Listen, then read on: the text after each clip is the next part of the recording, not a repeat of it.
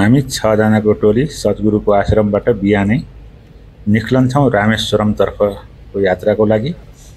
र सद्गुरुको आश्रमको बसाइ एकदमै स्मरणीय रह्यो र अब रामेश्वरमतिरको यात्रामा हाम्रो ध्यान केन्द्रित भएको छ र सद्गुरुको आश्रमलाई स्मरण गर्दै हामी त्यहाँबाट बाहिरिँदैछौँ। र यो तमिलनाडु प्रदेश इन्डियाको एकदमै राम्रो प्रदेशमध्ये पर्दो रहेछ।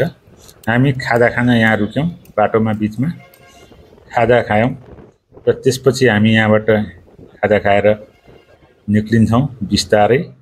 र बाटोकै मनोरम दृश्यहरू हेर्दै छेउछाउमा नरिवलका रुखहरू, फराकिलो चौडा बाटो र ठाउँ ठाउँमा सानसाना गाउँहरू पनि देखिन्थे र गाडीहरू पनि कतै कम त कतै बेसी कुदेका देखिन्थे।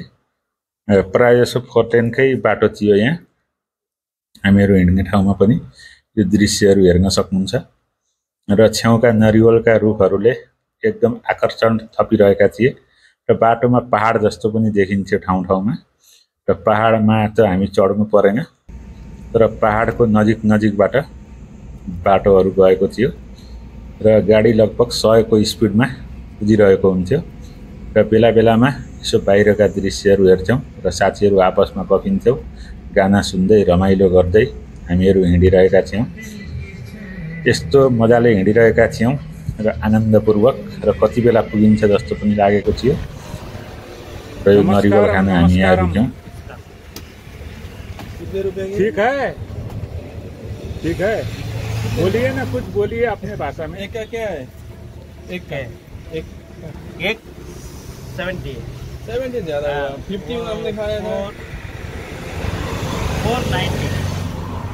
70 बहुत एक्सपेंसिव, ज्यादा एक्सपेंसिव नहीं। वो इधर में बहुत पैसा है। 50 हुई। 60 नहीं। yesterday हुई ड्रिंक इन 50 नहीं, पैसा सस्ती है। நம்மளுக்கு 4 इधर आया। நம்ம 4 एक का 6 रुपए का चल इधर नहीं है। 171 का एक का हमने 50 yesterday। किधर है? उधर ईसा फाउंडेशन कोयम्बटूर। हाँ कम किए कम किए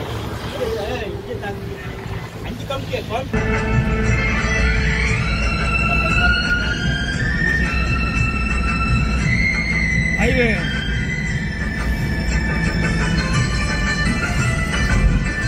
हामी त्यहाँबाट गाना सुन्दै हिँड्यौँ र बाटोमा प्रख्यात पम्बन ब्रिज आइपुग्यो।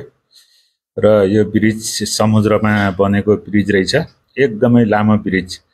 यो ब्रिज एकदमै लामो रहेछ र यो ब्रिज यहाँको लागि एकदम महत्त्वपूर्ण, समुद्रमा बनेको र दुवैतिर समुद्र देख्न सकिन्छ हैन। यो ब्रिजको पुरा उता साइडमा चाहिँ अर्को रेलवेको लागि ब्रिज हो र त्यहाँ रेल आएको पनि संयोगवश देख्न सकिन्छ, हेर्न सकिन्छ। तर प्रष्ट नदेखे तापनि साइडमा रेल हिँडिरहेको देख्न सकिन्छ। र समुद्रमा पुल भएको हुनाले सबै पर्यटकहरू यहाँ आएर फोटो खिच्ने, रिल बनाउने, टिकटक बनाउने गर्नुहुँदो रहेछ। र हामीले पनि त्यसै गऱ्यौँ। यो पुलमा रुक्यौँ पारिपट्टि नै केही बेरसम्म। र पुल क्रस गरेर जाने बेलामा मैले यो भिडियो क्याप्चर गरेँ पुलको। र यो पुल एकदमै लामो थियो। लगभग यो पुल क्रस गर्न हामीलाई 5 मिनटभन्दा बढी लाग्यो गाडीमै। गाडी 50, 60, 70 को स्पिडमा थियो होला सायद, त्यो त हेरिएन। त्यसपछि हामी अब धनुषकोडी जाने भन्यौँ, रामेश्वरभन्दा अगाडि जहाँ श्रीलङ्काको बोर्डर छ त्यहाँ पुग्ने भन्यौँ।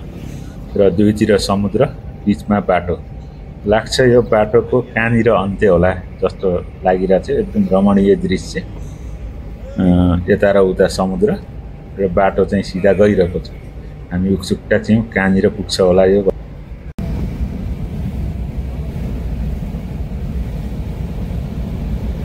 हामीहरूले सबैले यो सफरको मजा लिइरहेका थियौँ हैन। अब यो समुद्रमा इन्डिङ हुने बाटो कस्तो होला भन्ने हामीलाई पनि उत्सुकता जागिरहेको थियो। बाटो मात्रै छ, वारिपारि बगर र साइडमा समुद्रहरू र अन्तिममा हामी त्यहाँ पुग्छौँ। र यो यहाँबाट बाटो सकिँदो रहेछ, अन्तिम पोइन्ट रहेछ। यहाँबाट श्रीलङ्का जम्मा 15-20 किलोमिटर कति पर्छ भन्थे। अनि दुईटा समुद्र यहाँ मिसिँदो रहेछ। एकातिरको पानी अलिकति हरियो, अर्कोतिरको पानी हल्का कालो टाइपको थियो। र एकदम मजाको दृश्य। रामेश्वरमदेखि नजिकै धनुषकोडी भन्दो रहेछ यो ठाउँलाई। र त्यहाँ पुगेपछि हामीहरू पनि फोटोसोटो खिच्यौँ, बस्यौँ, रमाइलो गऱ्यौँ र समुद्रका छालहरूसँग जिस्क्यौँ। र विशाल पानी, यता हेरे पनि पानी, उता हेरे पनि पानी, दुईटा समुद्रको ज्वाइन्ट, बाटोको अन्तिम बिन्दु। र यस्तो दृश्य जीवनमा पहिलो पटक देखियो सायद।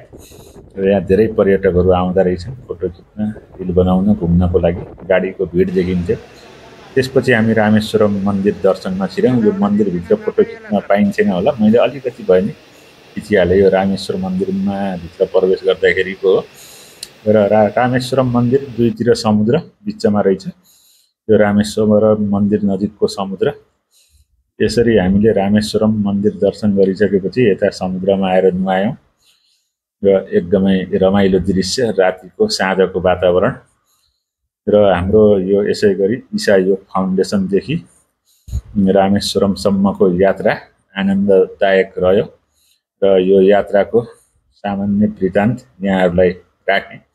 आगामी दिनमा पनि यस्तै गरी राख्दै जानुहुन्छ, अवश्य हेर्नुहोला।